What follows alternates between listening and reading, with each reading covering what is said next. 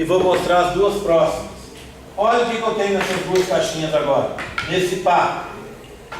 Olha, a carioteca se desfez, tá vendo os restinhos dela aqui, ó? Carioteca se desfez. E eu tenho já os centrossomos do par centríolos duplicados. Está aqui, ó, um aqui e outro aqui. Tá vendo? Um aqui embaixo e um em cima. Tá? Lembra? Por que eu estou mostrando dobrado? Porque eu separei o amarelo com verde e separei o azul com laranja, lá na telófase 1. Então, eu estou mostrando um segmento aqui e outro segmento lá de cá. O que acontece com uma célula e o que acontece com a outra célula ali. Bem, agora é rapidinho, querem ver como é que fica rápido? Seguindo, prometáfase. Característica da prometáfase.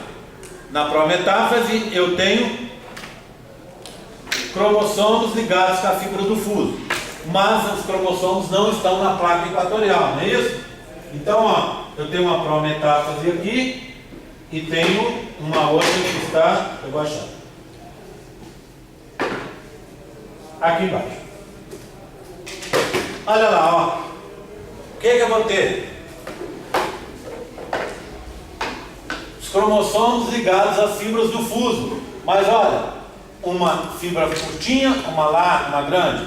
Uma curtinha e uma grande, tá vendo? Ou seja, eles não estão no meio, não estão no equador.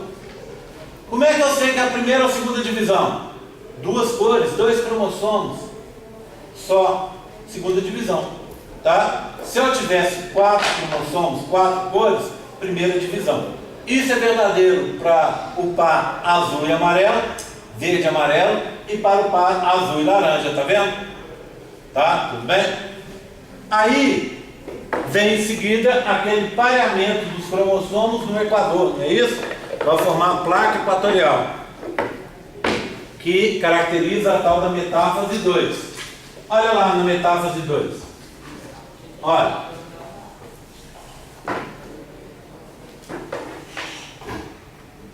Tá vendo? Estão no meio das células.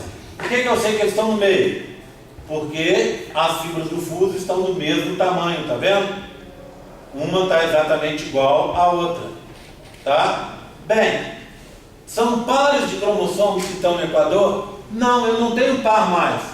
Eu tenho cada tipo individualizado. Então o que vai vir a seguir agora é a separação de cromátides irmãs. Ou seja, aquelas duas partes da gravatinha borboleta vão se separar. Então olha aqui comigo, ó. Anáfase 2. Vou pegar aqui, ó. Anáfase 2. Uma e uma. Olha aqui. Tá vendo? O laranja com o anelzinho amarelo se separou da outra parte, que era da outra cromátide, que era laranja com a pontinha amarela. E assim sucessivamente, tá vendo? Então você separou aquelas duas partes do cromossomo que foram duplicadas durante o processo de duplicação semiconservativa. Concorda? Tá? Então você vai fazer um conjunto embaixo, que é azul com pontinha verde, e vai se unir com o laranja com o anelzinho amarelo. Poderia ser diferente? O contrário? Poderia também. Tá? Aqui também você cria variabilidade genética nessa separação. Bem, ao final, o que a gente vai ter, pessoal? A gente vai ter uma estrutura assim, ó. Deixa eu mostrar para vocês a telófase e depois as células filhas. Olha o que aconteceu. Eu vou formar 4 células ao final do processo. 4 células, olha. As duas metades laranjas estão aqui, ó, com as duas metades azuis. São diferentes entre si, por quê? Uma é laranja com anel amarelo, outra é laranja com a pontinha amarela. Uma é azul com anel verde e outra é azul com a pontinha verde. E aqui também, ó, são todas diferentes entre si. O que faz uma célula? os genes que estão nela. Se eu tenho cromossomos diferentes, eu tenho genes diferentes. Se eu tenho genes diferentes, eu tenho células diferentes. Se eu tenho células diferentes, eu tenho variabilidade genética. Formam-se 4 células, cada uma diferente da outra, tá? E olha, eu só mostrei o quê? 4 cromossomos. Imagina se eu fizesse com 23 pares. Então o negócio seria bem mais complexo. Mas eu conseguiria, só com essas daqui, eu já consigo mostrar o que eu queria mostrar para vocês. Tá vendo? O processo em si gera variabilidade genética e vai gerar ao final 4 células diferentes. Ó. Olha, essa é diferente dessa. Cromossomos diferentes. E aí, proteínas diferentes. Essas duas são diferentes dessa. E essas 3 são diferentes dessa daqui. Concorda? Você criou variabilidade genética. E ao criar variabilidade genética, você contribui para aumentar a possibilidade da população se dar bem em termos de estresse ambiental. Não é bacana? Olha só como o negócio é. Essa semana eu vi uma coisa muito legal, me chamou bem a atenção, fiquei pensando, doido de vontade de contar para vocês. O que a gente aprende lá na genética? A gente aprende que o negócio funciona assim. Quanto mais variável geneticamente é uma população, mais saudável ela é. Não é assim? Em outras palavras, um organismo que se reproduza de forma partenogenética, ou seja, uma forma assexuada, ele vai ter partenogênese, é só um tipo de reprodução assexuada, tudo bem? Então o que acontece? Ele vai ter menor variabilidade genética. E a tendência dele, ele não pode fazer isso por longos períodos de tempo, porque a tendência dele é se extinguir. Isso está nos trabalhos científicos, está em tudo quanto é coisa por aí. Por exemplo, teve uma época, só guardar esse outro aqui.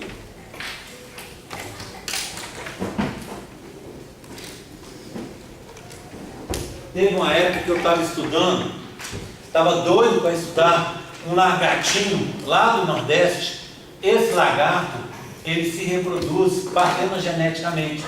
Você tem populações só de fêmeas. Então, quando tem um desbalanceamento sexual, aí você começa a ter populações só de fêmeas, porque não tem machos para fecundar.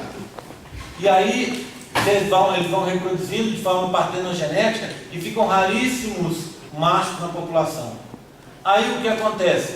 Quando a situação muda, melhora, os machos começam a se reproduzir e a população fica mista de novo.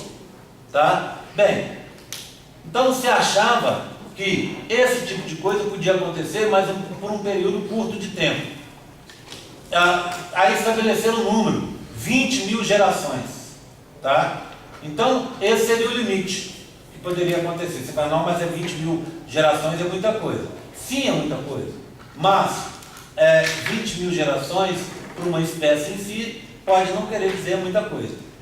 Aí agora saiu um trabalho bem interessante, feito com um peixe parecido. Vocês conhecem o peixinho, o plati, o molinésia, aqueles peixinhos pequenininhos assim, que são bem comuns em aquário. Aí fizeram uma pesquisa lá com a molinésia, que vive lá no México, ela é do México. Por incrível que pareça, a molinésia vive no México e se chama molinésia amazonas, tá? Não sei porquê. Bem, essa molinésia, ela se reproduz assexuadamente. Eu, como não li o trabalho e procurei a respeito e não achei, eu não descobri se essa molinésia tem populações mistas e populações só de fêmeas. Bem, fizeram os cálculos, avaliaram as informações que tinham e descobriram que essas molinésias se reproduzem de forma assexuada há muito mais tempo do que essas 20.000 gerações. Uma ideia que se tem, porque é um bicho de vida, período de vida muito curto, é que talvez seja 50 milhões de gerações. Muito mais tempo. Agora, como explicar isso frente a esse dogma genético que a gente tem, que você teria um limite que iria empobrecendo o material genético cada vez mais e tenderia à extinção, é um dogma que leva a gente a acreditar e não entender muito bem porque, por exemplo, guepardo, que é aquele felino incrível que corre a 100 e tantos quilômetros por hora, não está extinto até hoje, né? Porque ele é um bicho que está com uma variabilidade genética cada vez menor, né? Então, assim, a gente não consegue explicar certos casos. E agora, com esse caso da molinese aí, a gente fica mais com a pulga atrás da orelha, né? Se o bicho está tanto tempo se reproduzindo assexuadamente, com quase nenhuma variabilidade genética, ou nenhuma, né? Então, o que acontece? Você vai ter o quê? Você vai ter uma população em extremo risco de extinção. Mas, ao estudarem, o bichinho está lá vivendo nas lagoas, lá no México, lá muito bem, obrigado. Então, são essas coisas que a gente muitas vezes vê na biologia, que são aquelas informações que foram se solidificando ao longo do tempo, com as pesquisas e tal, e para muita gente viraram dogmas, aquelas coisas que não se discute, mas que, à luz de certas pesquisas mais recentes, as pessoas começam a descobrir que a história não é bem essa. Tudo bem? Tranquilo? Tá? Bem, voltando ao nosso assunto aqui para a gente encerrar, o que eu quero mostrar para vocês? Eu mostrei para vocês que uma célula entra no processo de meiose. Ela é uma célula 2N. Na meiose 1, você vai gerar duas células, cada uma com metade dos cromossomos. Ou seja, uma célula 2N gera duas células N. No nosso caso, uma célula com 46 cromossomos gera duas com 23. Na segunda divisão, você tem separação das cromátides irmãs. E aí o que acontece? Duas células N com 46 cromossomos, com 23 cromossomos, vão gerar 4 células com 23 cromossomos. Isso só é possível porque na segunda divisão você tem a separação de cromátides irmãs. E um cromossomo com duas cromátides irmãs é um cromossomo. Como cromátide irmã, ele também é um cromossomo. Por isso que 2 gera 4. Mas a quantidade de DNA caiu à metade. Concorda comigo? Na segunda divisão. Mas o número de cromossomos se manteve. São 23. Tá? Bem, o que nós aprendemos na aula de mais cedo? Nós aprendemos a dar nome a essas coisas. Vamos pegar a parte masculina que está aqui, por exemplo. Quem entrou na meiose, depois da diferenciação da espermatogônia B, foi o espermatócito 1. Ele entrou na meiose 1. Era um espermatócito 1 com 46 cromossomos. Ele gerou 2 espermatócitos 2, depois da meiose 1, depois da telófase 1, não é isso? 2 espermatócitos 2, cada um com 23 cromossomos. E ao final da meiose 2, ele gera 4 espermátides, cada uma com 23 cromossomos, mas metade do material genético, já que você teve a separação de cromátidos irmãs. Então, o que a gente fez mais cedo na aula foi dar nome aos bois, só isso. Ao invés de eu falar assim, uma célula entra na telófase 2. Quem entra na telófase 2? Espermatócito 2. Ao final da telófase 2, vai dar origem ao quê? A uma célula filha, que a gente falou aqui. Só que essa célula filha, pelo exemplo que a gente está dando ali, é uma espermátide. Concorda comigo? Tá? Ou, se for no caso feminino, ela é um óvulo. Concorda? Tá? Se forma só depois da fecundação. Todo mundo entendeu? Dúvidas? É hora. Dúvidas? Tranquilo? Desliga para mim, por favor.